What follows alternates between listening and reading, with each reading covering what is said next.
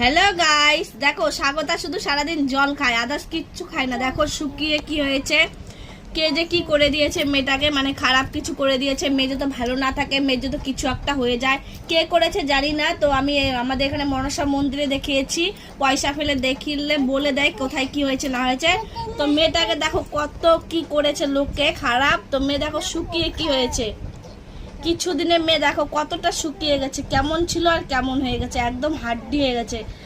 আজ 8 দিন জল ধরে শুধু জল খায়, তাছাড়া কিচ্ছু খায় না। যেই মেয়ে ভাত এটা ওটা ডিম সিদ্ধ এটা ওটা সবই খেত, কিন্তু এখন কিছু খায় না। মানুষ বুঝতে পারে না কেন যে ছোট বাচ্চাদেরকেও ছাড়ে না। বাচ্চারা কি দোষ করেছে, ওরা তো ভগবান। এখন ওরা কি জানে বলো, যদি শত্রুতা থাকে বড় মানুষের সঙ্গে শত্রুতা করুক, তাই না?